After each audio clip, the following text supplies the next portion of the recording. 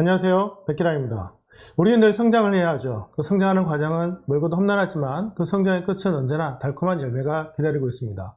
그래서 오늘 이 강의를 통해서 여러분들이 한 걸음 더, 한 발짝 더 전진할 수 있기를 바랍니다. 오늘 강의 주제는 산업계 투자 동향입니다.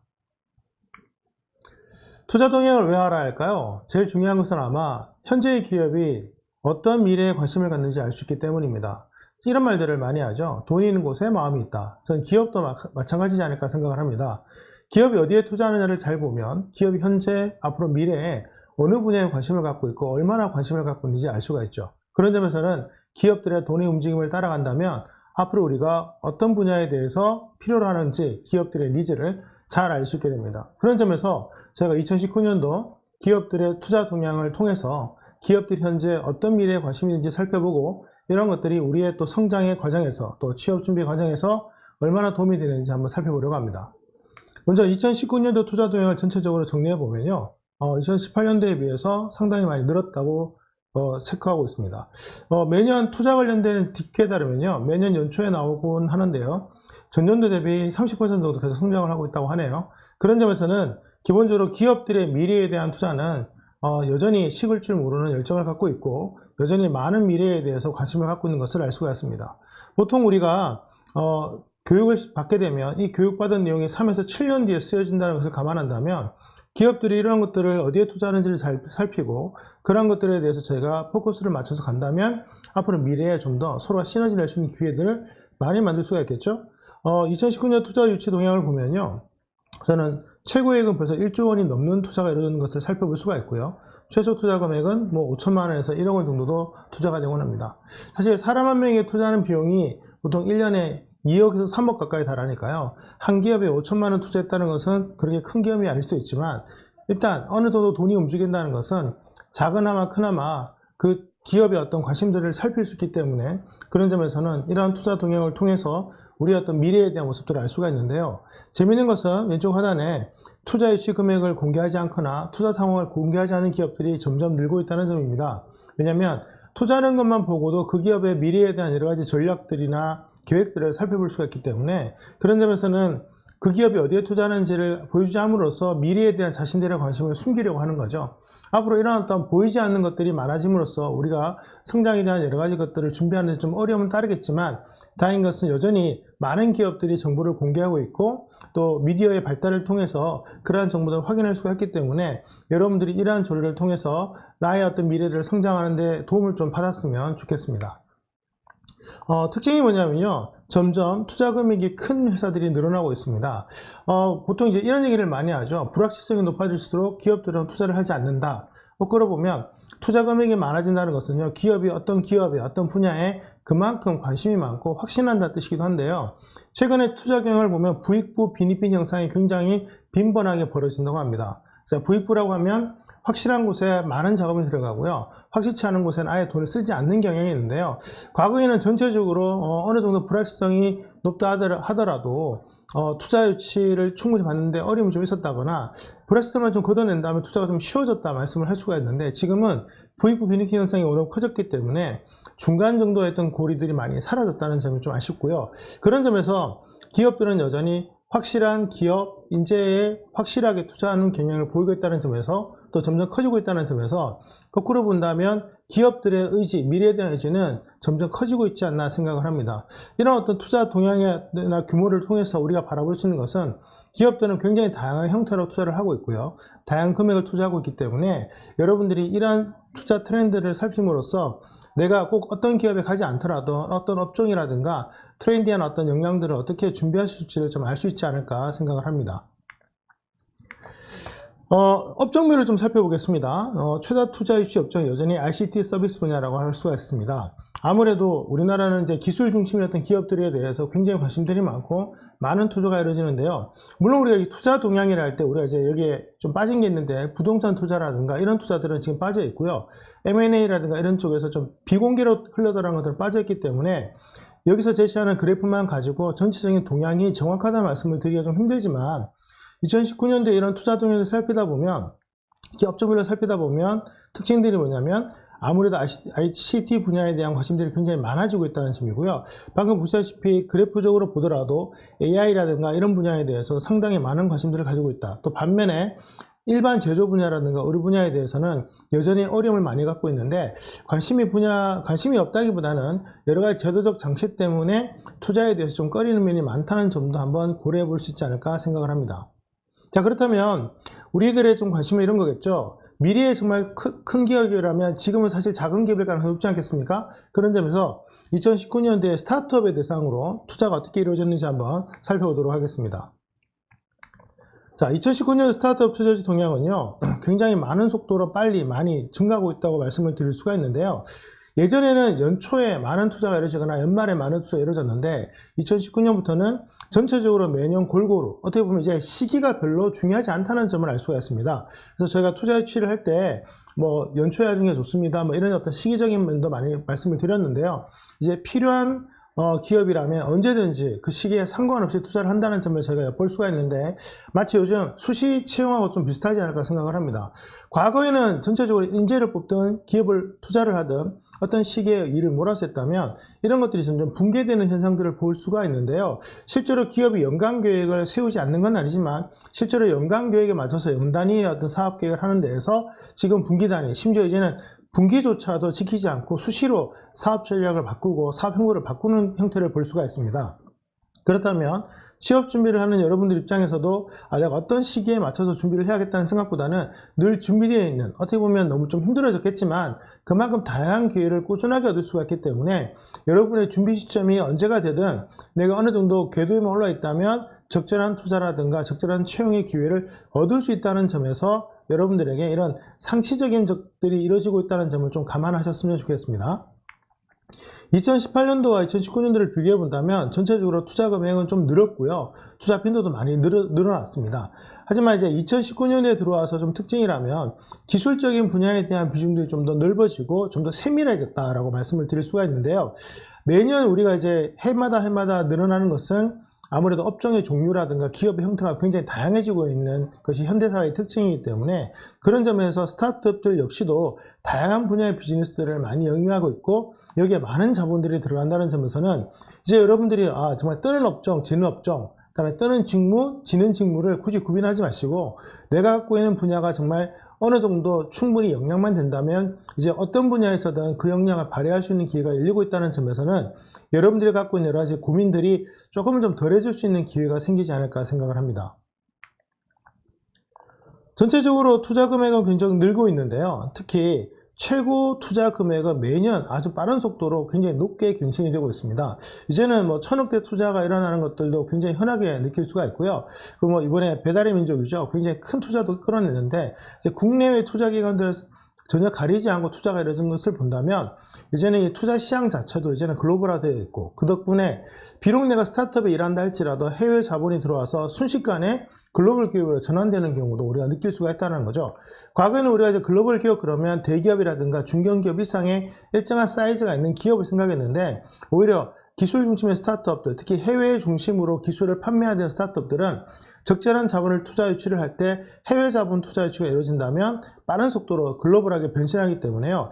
이제는 글로벌 마인드는 내가 업종이나 기업의 규모와 상관없이 필요한 것 같고요. 거꾸로 이제 그 글로벌 마인드에 걸맞는 글로벌 인재에 대한 포커스도 점점 많은 기업들이 요구를 하고 있는 실정입니다.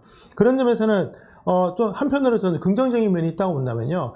해외 경험이 없는 대다수의 어떤 취업 준비생들이 여기에 대해서 준비가 좀 안 돼 있을 가능성이 높지만 이제 상대적으로 국내에 어떤 기업에 가더라도 이런 글로벌 마인드를 접할 수가 있기 때문에 만약 여러분들이 생각을 조금만 바꾸신다면 국내에서 충분히 글로벌적인 어떤 부분들에 대해서 컨택이 가능하다는 점도 말씀을 드리고 싶어요. 그런 점에서 앞으로 내가 꼭 해외에 가서 유학을 하지 않더라도 충분히 국내 기업에서 글로벌 마인드를 쌓을 수 있기 때문에 역으로 해외 유학을 가거나 해외에 나가서 뭔가를 하지 않더라도 어떻게 하면 국내에서 이런 글로벌 마인드라든가 글로벌 인재로서의 역량을 키워낼 것인가, 가질 수 있을 것인가를 좀 고민해 보실 필요가 있지 않나 생각합니다.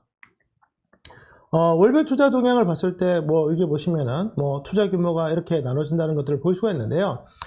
큰 투자가 이루어질 때 좀 재밌는 현상들이 일어나고 있는데, 한 기업이 투자하는 게 아니라 여러 기업이 모인다거나 여러 투자 기관들이 모여서 투자하는 것들을 볼 수가 있습니다. 그런 점에서 이제 과거에 비해서는요, 이제 스타트업이라 할지라도 적은 돈만 들어가는 게 아니라 충분히 성장 가능성이 있고 충분히 발전할 수 있는 시장의 어떤 규모가 있다면 작은 스타트업에도 수백억에서 수천억 정도가 들어갈 수 있고요. 또 이 과정에서 스톡옵션이나 여러 가지 것들이 발행이 되기 때문에 스타트업을 잘 만나면, 또 스타트업을 키우는데 여러분들이 노력을 하신다면 짧은 순간에 연봉 이상의 금액을 벌 수 있는 기회도 많이 만들어지고 있습니다. 실제로 선진국으로 갈수록 이제 인재들은 연봉보다는 스탁옵션이나 이런 부분에서 이 인센티브 쪽에 더 포커싱을 많이 맞추는 경향이 있는데요. 특히 스타트업들의 특징은 연봉은 많이 주기는 좀 힘들지만 미래 성장 가치가 높기 때문에 주식이나 어떤 성장 가치에 관련된 인센티브로 굉장히 그 대우를 대신하는 경우가 굉장히 많죠. 그런 점에서는 이제 연봉이라는 어떤 조건만 보는 어떤 그 관행에서 연봉 플러스 인센티브를 종합적으로 고려하는 것들이 또 취업하는 과정에서 중요한 대상이 될 것 같고요. 그런 점에서는 연봉은 좀 높지만, 상대적으로 높지만 이런 인센티브가 적은 대기업, 연봉은 좀 낮지만 전체적으로 성장했을 경우에 정말 기대 이상의 어떤 이익을 낼 수 있는 스타트업들이 서로 다른 조건으로 인재들을 영입하려고 노력을 하고 있기 때문에 여러분이 좀 이제 어느 정도 역량이 되시는 분이라면 어느 정도 내가 기업을 선별해서 갈 수도 있는 상황이 벌어지지 않을까 생각을 합니다. 재밌는 것은 이제 30억 이상의 투자 기업들은 점점 많아지고 있다는 것이고요. 매달 늘어가고 있다는 거죠. 잘 보시면 특히 IT 기업이라든가 ICT 서비스 기업들의 특징들이 많이 나타나고 있는데요. 이제 여러분들이 전공이 뭐라고 하든 인공지능이라든가 IT 기술에 대해서는 어느 정도 좀 갖출 필요가 있습니다. 이제 초등학생들도 중학생들도 코딩 교육을 배우듯이 이제 취준생들 여러분들도 이제 코딩에 대해서까지는 아니어도 이런 IT 기술에 대한 용어라든가 개념들을 충분히 이해할 필요가 있는데요. 여러분들이 들고 다니시는 스마트폰이 어떻게 작동되고 컴퓨터가 어떤 원리로 움직이고 이 속에 어떤 기술들이 연결되는지를 좀 살펴본다면 앞으로 내가 지망하는 기업이 얼마나 유망한지 이런 것들을 살필 수가 있겠죠. 저는 뭐 취업 컨설팅 할 때 제가 자주 하는 얘기가 있는데, 기업이 인재를 바라보고 기업이 인재를 뽑기도 하지만 내보내는 것처럼 인재들은 기업을 선정하고 기업을 나가는 것도 주도적으로 한다는 거죠. 이 과정에서 기업을 바라보는 안목도 굉장히 중요한데요. 우리가 보통 3년 미만의 짧은 경력은 굉장히 해가 되는 경향이 많습니다. 그래서 아마 헤드헌터나 커리어 컨설턴트를 만나보시면 3년 미만의 경력들은 가능하면 만들지 말라는 얘기를 많이 하게 되는데, 근데 본의 아니게 회사가 문을 닫게 되면 나도 모르게 3년 미만의 경력이 만들어지는 거죠. 한 번 정도는 이해할 수 있지만 이런 일이 2번, 3번 벌어진다면 그 인재들의 어떤 기업을 바라보는 안목에 대해서 심각하게 훼손이 되기 때문에 결국 기업은 사람들의 어떤 집합이고 그 사람들이 내는 역량의 시너지가 기업의 역량으로 올 수 있기 때문에 한 명이 갖고 있는 역량에 대한 신뢰가 떨어진다면 당연히 그 사람은 뛰어난 팀원이 될 수가 없고, 팀원이 되지 못한다면 미래의 어떤 성장 가치로서의 가치를 인정받지 못하게 되는 게 아닐까 생각을 합니다. 그런 점에서 이제 여러분들도 어떤 기업이 뜨고 어떤 기업이 질 것인가, 어떤 분야가 뜨고 어떤 분야가 침체될 것인가를 좀 읽어보고 판단하고 거기에 맞춰서 어떤 커리어 전략들을 좀 만들어 보시는 것도 좋지 않나 생각을 합니다. 최근에 또 경향 중에 하나가 뭐냐면 우리 로봇이라든가 이제 4차 산업 관련된 기술 분야가 많이 늘고 있는데요. 제가 이제 취업을 준비하는 분들하고 얘기를 하다 보면 IT는 얘기하는데 하드웨어에 대해서는 또 얘기하지 않는 분들이 굉장히 많아요. 4차 산업의 특징이 뭐냐면 하드웨어 안에 소프트웨어가 완전히 결합되어서 움직이기 때문에 이제 여러분들이 이런 분야들을 따로 생각을 하신다면 아마 일을 할 때 굉장히 어려움을 겪게 되실 것 같습니다. 앞으로 우리가 이제 자율주행 자동차만 하더라도 이걸 자동차로 분류할지 컴퓨터로 분류할지 굉장히 애매해지는 상황이 벌어지거든요. 왜냐하면 자율주행 같은 경우에 구동 계통은 거의 이제 어느 정도 올라왔지만 자율주행을 만들어내는 소프트웨어라든가 거기에 관련된 컴퓨팅 기술들이 얼마나 정교하게 잘 만들어지냐에 따라서 자율주행이 결정나는 것이고, 어느 날 자율주행이 안정이 되면 자동차 역할도 바뀔 것이기 때문에 그렇다면 그 자동차에 어떤 기술이 들어가느냐, 예를 들면 여러분이 들고 있는 스마트폰이 처음에 전화기로서의 기능으로 시작했다가 지금은 전화도 내는 서브 기능으로 내려오는 거죠. 그래서 다양한 기술들이 거기에 접목이 되고 나면 이것을 전화기로 분류할 게 아니라 이제는 IT 디바이스로 분류를 하고 전화 기능이 있는 디바이스로 분류를 해야 될지도 모를 상황이 벌어지는 것입니다. 그런 점에서는 어떤 기술들이 어떻게 퍼져나가냐의 과정에서 소프트웨어라든가 이런 것들만 보지 마시고 전체적인 하드웨어라든가 이런 것들도 같이 살피시면서 가신다면 여러분이 그 기술을 바라보는 안목도 좀 키워내실 수가 있고 그 과정에서 내가 필요한 역량이 무엇인지를 좀 살필 수 있는 계기가 아닐까 생각을 합니다. 최근에 또 재밌는 현상 중에 하나는 렌탈 서비스의 등장이죠. 4차 산업에 여러 가지 트렌디한 것들이 있는데 최근에 뭐 코로나19 여파 등등을 통해서 이제 출퇴근 문화가 좀 사라지고 있고요. 그 과정에서 가정에서 해야 될 역할들이 점점 늘어나고 있습니다. 그러면 예전에는 사무실에서 당연히 있던 것들이 이제 집에서도 있게 돼야 되고요. 그 한정된 공간에 또 내가 써야 되니까 당연히 뭐 사이즈는 작아져야 되겠지만 구매해서 쓰는 것들은 또 힘들어지기 때문에 다양한 렌탈 서비스로 변화되는, 예를 들면 우리가 우버 같은 서비스를 볼 때 뭐 따져본다면 자동차 렌탈 서비스에 가깝지 않을까요? 뭐 1시간, 2시간을 우리가 빌려 쓴다는 개념에서는 이런 렌탈의 개념이 이제는 포괄적으로 넓어지고 앞으로 현대자동차가 제 자동차 사업에서 자동차를 만들어서 파는 경우가 아니라 자동차를 만들어서 렌탈하는 사업으로 들어갈 수도 있다는 전망이 나오는 정도로 이 렌탈 서비스는 커지고 있습니다. 즉 미래가치 측면에서 사람들이 물건에 대한 소유의식이 이제 임대 형식으로 바뀌는 과정에 생겨나는 많은 부의 비즈니스들이 등장함으로써 과거에 이런 것들을 뭐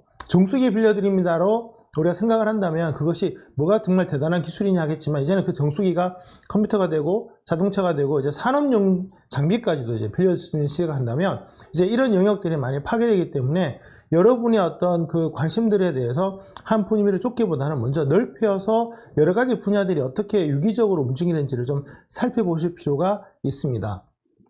당연히 또 헬스케어 시장이 많이 커지고 있죠. 네, 헬스케어 시장이 커지는 것들도 여러 가지 볼 수가 있는데요.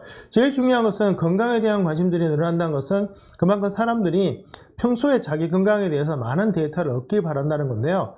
여기에 당연히 센서 기술이 들어가고 빅데이터 기술이 들어가고 수많은 의료 기술들이 들어가서 병원에 가지 않고도 내 상태를 진단하거나 예방하고 병원에 가는 횟수를 줄이고 가더라도 좀 더 정확하게 병원에서 내 정보를 확인할 수 있도록 만들어주는 다양한 기술들이 늘어나고 있습니다. 이제는 스마트워치에도 여러분의 어떤 몸 상태를 체크하는 것들이 들어가고요. 당연히 스마트워치, 스마트 글래스, 그 다음에 집에 있는 수많은 ICT 기술들이 여러분의 상태를 조율하고 목소리를 판단하고 체온을 판단해서 여러분의 건강 상태를 기업이라든가 병원 등에 전달하고 주고받는 상황이 만들어지죠.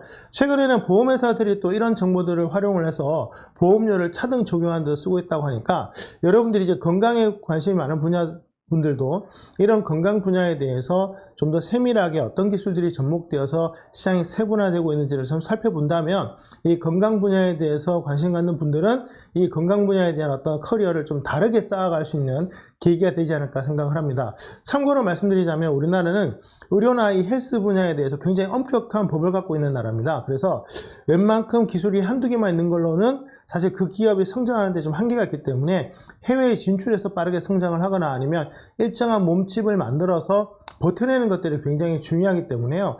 의료 분야에 대해서는 기술만 보지 마시고 그 기술을 만들어내고 유지하는 어떤 회사의 체질이라든가 역량들도 좀 살펴보신다면 여러분들이 뭐 준비하시고 앞으로 진로를 만드시는 과정에서 도움이 되실 거라 생각을 합니다. 우리가 이제 만들어내는 수많은 분야 중에서 이제 뭐 자금이 움직이는 것들도 기술이 된다고 하죠. 우리가 예전에는 금융이라고 하면 거대한 은행이라든가 거대한 국책기관들이 다루는 거라고 생각을 했는데 지금의 금융은 이제 개인이 참여를 하고 이제 마이크로 펀딩이라든가 클라우드 펀딩 등등을 통해서 이제 개인이 이 금융시장의 주체로서 늘어나는 이런 상황들을 맡게 됩니다. 물론 뭐 블록체인이나 가상화폐들도 그런 분야의 하나라고 볼 수는 있지만 이 분야에 대해서 가상화폐 분야는 우리나라가 좀 더 엄격하게 보수적으로 접근하고 있기 때문에 가상화폐를 투자 수단으로 보기보다는 가상화폐에 관련된 블록체인 기술 등을 활용을 해서 좀 더 신뢰도 있는, 그 다음에 수수료가 낮거나 없는 새로운 금융시장을 만들어 간다는 점에서 금융시장에 대해서 여러분들이 좀 관심을 가져보면 어떨까 생각을 합니다. 그리고 뭐 자동차라든가 그 다음에 우리가 지금 알고 있는 기존의 전통산업을 수정 보완하는 많은 기술들이 늘어나는데요. 특히 ICT 기술이나 IoT 기술의 특징이 뭐냐면 기존에 우리가 알고 있는 기존 제품들이나 서비스들을 완전히 탈바꿈시킨다는 거죠. 지금 여러분들이 앉아있는 책상에 센서가 달린다면, 지금 자동으로 여러분의 몸무게가 책상이 느껴지고 여러분의 체온을 느낀다면 앞으로 내가 손목 시계를 차지 않더라도 많은 것들을 알게 되는 거죠. 이렇게 사물 인터넷이 발달하는 과정에서 우리가 알고 있던 기존의 어떤 상품들, 예를 들면 가구라든가, 그 다음에 뭐 의자, 이런 건 여러 가지 물건들, 그 다음에 뭐 가전제품, 그 다음에 가정용 여러 가지 물건들도 마찬가지인데요. 수많은 네트워크에 연결돼서 빅데이터가 되고, 이런 데이터들이 앞으로 연동돼서 미래에 우리가 필요로 하는 많은 서비스들이 만들어질 것이기 때문에 전통산업에 내가 종사한다는 것이 시대에 뒤떨어지느냐, 이제 그런 게 아니라 얼마나 전통사업도 시대에 맞는 기술들을 활용해서 미래 선도적인 어떤 제품과 서비스를 내놓느냐에 따라서 충분히 전통산업이라 할지라도 충분히 첨단 기업, 미래형 기업이 될 수 있다는 점을 말씀드리고 싶어요. 그 점에서는 여러분들이 지금 현재 관심을 두고 있는 그 기업이 어떤 분야를 지키고 어떤 분야는 혁신을 해야 될 것인가를 좀 구분하고, 그 혁신되는 분야에서 적절한 기술을 접목해서 나가는 게 중요하기 때문에 그러한 기술들이 무엇이고 어떻게 접목하면 좋을지를 좀 생각해 보신다면 여러분들이 전통산업에 대한 어떤 경쟁력도 높일 수 있고, 그런 경쟁력을 높이는 주역으로서의 성장을 기업과 함께 하실 수 있는 기회를 만들 수가 있습니다. 그 다음에 볼 수 있는 것들은요, 뭐, 증권사라든가, 그 다음에 박스, 스토어에 대한 분야인데요. 대표적으로 이제 물류라든가, 우리가 기존에 알고 있는 마이크로 스토어 같은 개념들이 이제 여기에 또 등장하게 됩니다. 여러분, 지금 우리나라에서 제일 크게 성장하고 있는 분야가 어디라고 생각하시나요? 아마 오픈마켓과 물류 서비스가 아닐까 생각을 합니다.